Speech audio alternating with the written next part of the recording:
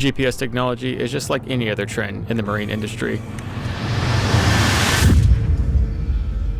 The more time passes, the more competitive things become, and you start to get new products, more versatile, cost-friendly, and adaptive, thus becoming widespread. It is no longer for the slim minority who can afford it at first. Eventually someone comes along and makes one for the multitude to enjoy, and the playing field becomes changed forever. It will disrupt the natural order of things and force change. Nothing will be the same, but it will become better.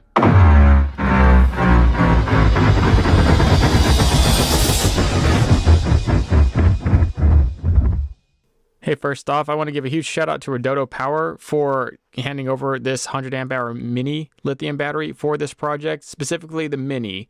They crammed 100 amp hours into that small battery casing, and it fits perfectly inside that Dorado battery box. The only thing other was going to fit in there was a little 50 amp hour, and that really isn't enough. Needed 100 amp hour. I'll leave a link pinned in the comments if you want to check this battery out. It's pretty awesome. It's going to work good on any small watercraft you have. A while back, Justin from Kayak DIY invited us out there to his hometown in Florida. And when we got there, he was cruising through his backyard canal with this, an Ultra Skiff, the smallest of the smallest boats, with an electronic steer transit mount trolling motor that could spot lock and nav head. Then he put the stock remote away and started driving it around with his phone. Then he revealed to us that he had had this for a while and had just been sitting on it. And I was like, what are you doing, dude? The world needs to see this product. Like, look, if it can make an Ultra Skiff spot lock, like, what can it do for all small watercraft out there? Then he recently got really creative and stuck it on an inflatable kayak. It's pretty much a giant paddleboard with a center drive. This inflatable is ultra light and probably very, very easily gets owned in the wind and current. So it's a really good testament to try it. And so far, in anchor mode, it holds steady. And I want you to bear in mind, small watercraft, like small john boats that are light with not a whole lot of weight in them, they get owned in the wind and the current the most. They shift around the most, and the anchor has to work harder to actually keep it in position. This thing's about as light as it gets, and is doing a pretty good job. So if you can do this just to some inflatable, and the Vibe inflatable is actually really nice, but the unit does need to be tested on a little bit larger vessels that are still tiny. So, you know us. Naturally, I had to try it. During my crazy how do you max out a kayak to ridiculous standards phase, I actually tried it on there, and it worked. But the crowd said these kayak mods are too over the top and unrealistic for the average person to do, which is a good point. So we're going to redo this kayak right now. But then I also did try it on the light skiff, once I found out what one was. I keep getting questions on how this skiff would handle somebody that was like between 250 300 pounds. Well, right now there's going to be two of us on this skiff, and that's like pretty much 400 pounds of people between two people moving all around the thing. That's the best answer I can give you. I got nothing else. I would say that weight doesn't matter as much as being coordinated, athletic, and well balanced. If you're none of those things, you could weigh 100 pounds and still fall off this thing. Alright, enough with all the inflatables and the ultra skiffs. Time to do it in an actual legitimate kayak. The Dorado is a pretty good mid kayak. It's a lot better than most, but not as good as some. And it should be fairly doable for any kayak since all of them are hollow. Let's dial it back and do it how I think most people would want it, which is pretty clean and almost factory looking. So we're gonna go ahead and ditch this overdrive, what I pay a lot of money for, so I'm kind of mad about it. But yeah, it's not going to be near as useful as what we're about to do to the kayak. I could just weld together a motor mount like last time, but I think that would just piss more people off. I'm trying to make you guys happy, so here, check this out. Well, I was on there talking to Justin, he told me about Yak Gadget, how they make motor mounts for pretty much all kayaks with a center pedal drive, and even mounts to rig electric outboards and a bunch of other accessories that are just really cool looking. And he just so happens to have a mount for the Dorado and the Lure from Feel Free. So naturally, I got it. This is it. Pretty good quality. Very thick, sturdy, robust, doesn't feel flimsy in any section. It does have this little S ring. You need to keep that thing. I threw it away on accident. I had to go buy another one. But that is specifically because it has a bungee cord right there at the very back, which you attach that S ring down there. So it gives it a little give and a breakaway if you smack a rock or a log going down there with the motor. And if we're being honest, I wouldn't have thought about that. I would have made a stationary one that was just going to fit tight. And yeah, I don't know, that's better. I was going to go ahead and get a 40 pound, but the 30 pound barely fits right down in there. So I don't even know if a 40 pound will fit. It's wider. But the Autoboat is already attached there, but it's the big part of it is the motor servo right there. It's kind of the same color as the trolling motor, so it kind of looks stock unless you just know what to look for. Clamps on right onto a 1 1/8 inch shaft. Pretty much most of the transit mount trolling motors are Minn Kota knockoffs, so they use the same shaft. with the exception of water snake and motor guide. But the water snakes you can actually shim to get working, the motor guide not so much. But that was the easy part. Now comes the rigging. Because that is the proper gauge wire. I would just have to splice it off the main unit. It's all connected right in here. And you could just take those out of there.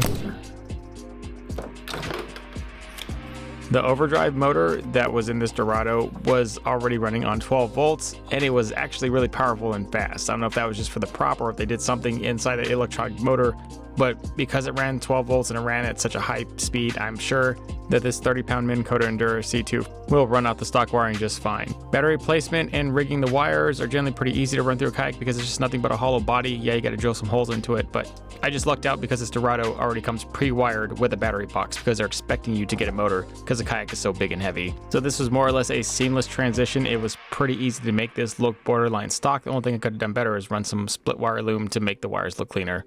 You may notice at the front of the trolling motor, the handle is cut off. That's because I cut it off. I cut it off because it's pretty much useless once you put the Autoboat system on it. It just always stays at speed 5. You never have to turn it off, and that handle will just keep smacking you in the legs or somewhere else if you don't get rid of it. So you can control this unit two ways, with the remote, which is my favorite, and then with the phone app, which is the secondary, but you can also run all the advanced features through the phone app in conjunction with all the features you'd get on the remote anyways. You can unlock additional features like maps. You can mark fishing spots in this thing, and you can also make tracks and then refollow those tracks, just like you would have to do with way more expensive units that require you to buy the way expensive fish finders just to make all that happen. Well, you can just do it on your phone with this unit, and that makes it fantastic. Hey guys, if you made it this far in the video and you find it interesting, there's probably people like you who want to see it, and the only way that YouTube lets them know is if you like and comment. And maybe subscribe if you like the channel, but those two things would be great. Also, if you like the Autoboat unit, come and check it out at tbnation.net while supplies last.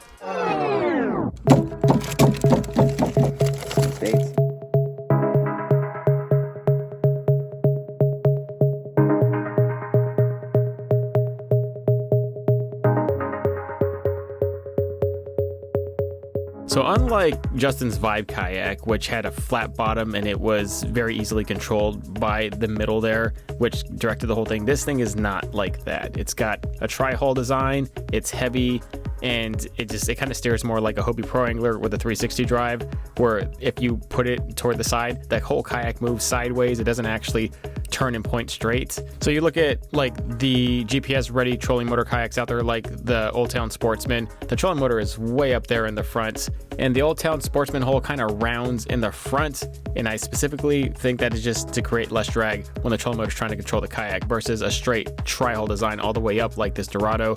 So there is something to be said about hull design of the kayak you choose. So the flatter surfaces that are lighter in the front are going to turn better.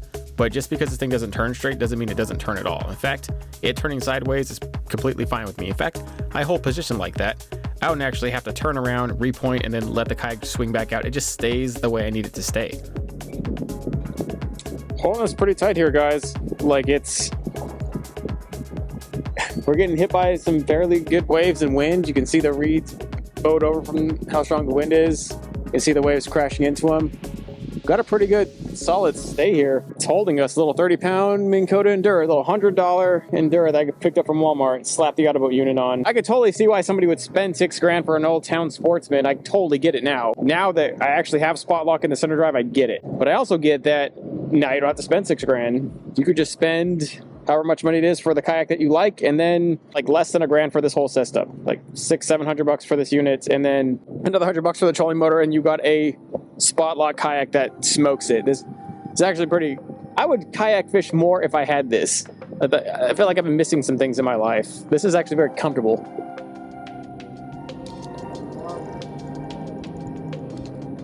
Oh, he broke me off.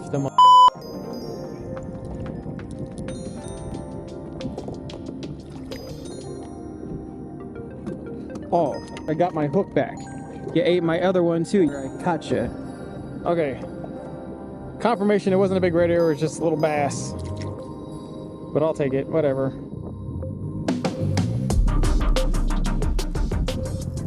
I think I got a big one, gentlemen.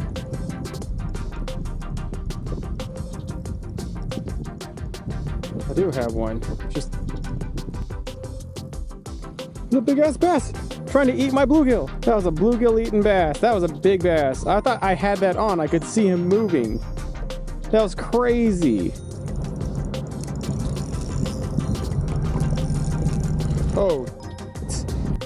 This is actually done in very windy, turbulent conditions. It's got wind plus constant wave shudder from boats passing. Normally, if I had a fish this big in a kayak, I'd be sitting down and trying to control the pedal drive and the rudder while trying to keep the fish pinned, and it's generally a very big hassle. But I'm worry-free. I'm just standing up in this kayak in these conditions and only focusing on the fish, which is good because this thing was barely hooked.